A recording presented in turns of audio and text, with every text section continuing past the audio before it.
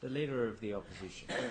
Mr President, I rise to support the statement by the Deputy Leader of the Government and to record the Opposition's condolences for those affected by the tragic events in Paris, Beirut, Baghdad and, as the Honourable Minister indicated, in the many other places in our troubled world affected by terrorism.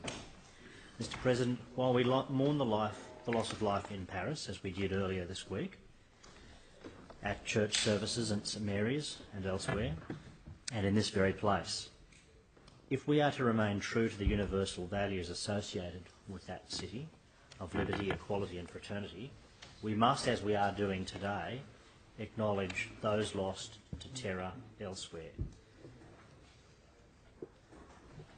The 43 lives lost in the bombing in Beirut, those lost this year and for many years in Baghdad. As the Minister indicated, as I think I indicated a couple of days ago in this place, more than 200 lives ended when a Russian plane was taken out of the sky over Egypt. We should reflect that in this year alone, hundreds of lives have been lost to terror across the world. Other than the places mentioned in the motion, this has happened in Afghanistan, Saudi Arabia, Tunisia, Kenya, Pakistan, and of course Turkey, a country with a rich multicultural, multi-religious history, a crossroads of civilisations throughout the ages, a bridge between the West and the Islamic world, and of course in so many other countries as well. Each of these lives lost matter, and we should acknowledge their passing today, as we do. This theme has been explored significantly in the media, and in particular in social media. While acknowledging the atrocities in Paris, many have pointed to the wider impact of terrorism across the globe. One post that particularly comes to my mind had an image of flags of all the different countries affected by terrorist activity, with the words "Pray for Humanity" blazoned across them. And the person making the post simply said as a caption, "All lives matter." A most powerful message, Mr President, and one we should all heed. We should also reflect that while Paris is the first attack by ISIS in the West, we must also ensure that we do not fall into the trap laid by terrorists of creating the perception that the West is concerned only with itself, only concerned with its own well-being, and dare I say it, Mr President, its own borders. We must recognise the impact of terrorism wherever it occurs and be resolute in our efforts to combat it wherever it seeks to take root. We should also reflect that while ISIS is the latest focus, as Al-Qaeda was before it, we should reflect that there is an overnight report covered in the British Independent newspaper that suggests that Boko Haram may have overtaken ISIS as the world's most deadly terrorist organisation. That organisation operates in Nigeria, Chad, Niger and of course northern Cameroon, and who could forget the kidnapped girl children who still have not been recovered.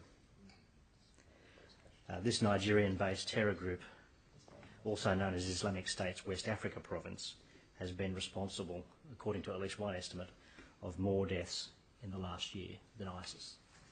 Of course, it's not a competition, it's just a recognition that terror takes many forms in many places, and we should combat it wherever it occurs. As we know only too well, of course, our own state of New South Wales, our own city of Sydney, is not insulated from the cruelty of hateful ideology. We should think of the families of Curtis Cheng, Tory Johnson and Katrina Dodson. We think of all of those recovering from the events at Parramatta and Martin Place. These last few days cannot have been easy for those hoping to move on from their own exposure to terror. Mr President, the tragic events this week in Paris are not the first act of terror, and sadly they will not be the last. In the digital age, an age where the best and worst of humanity can enter our homes at the click of a button, violence of this kind is hard to predict and even harder to prevent. The reality is that there are some, as there always have been, who want to replace the values we hold dear of liberty, equality and fraternity with a barbaric pre-modernity, and we must reject it. We must weather the storm together. In Paris, the crowd at the Stade de France, they sang the Marseillaise, not just before the game, but afterwards as they left the stadium. They did so as a reply to the terrible events that they were confronted with. It was an act of defiance, of bravery, and of course solidarity. And as we honour those lost in Paris, and of course in all the other places mentioned in the motion, and all of those listed by myself and by the Minister, and no doubt by other speakers to come in this debate, I acknowledge that interjection.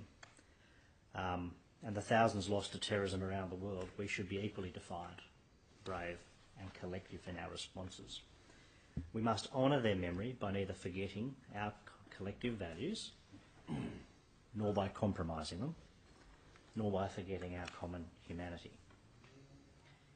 We must uphold our values of respect for difference and diversity, for people of all faiths, Mr. President, and indeed those of no faith.